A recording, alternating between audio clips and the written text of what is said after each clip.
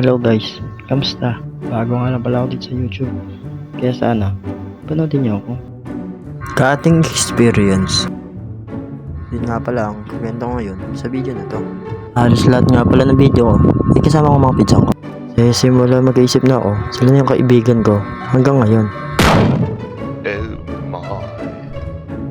Dito nga pala ang bahay ni Jean at Merlin.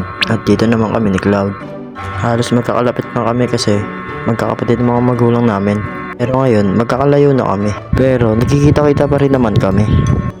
Kasama ko nga pala dito sa kwento ay si Cloud. Grade 3 ako nun at si Cloud naman ay grade 1. Habang naglalakad kami ni Cloud nun, papuntang school, bigla na lang po sa isip ko, ano kaya feeling ng pagkating?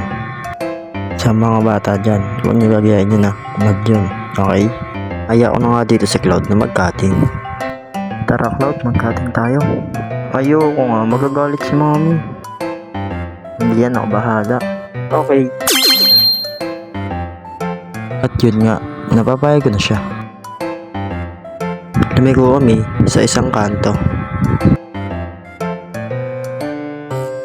At yung kanto na yun, ayun yung pinupuntahan ko pag wala akong pasok.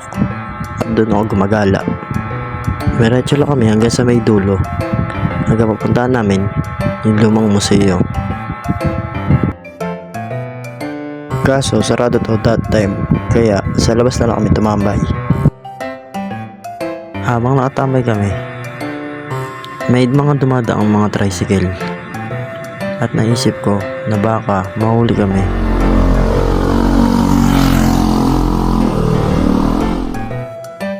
Kaya nakaisip ako ng paraan. Dito na namin na-imbento ang kaibigan naming nangangalang Jumpio. Guys, hindi tao si Jumpio. Imbento lang namin siya upang kunyari may inaantay kami. Jumpio! Ang tagal naman na Jumpio.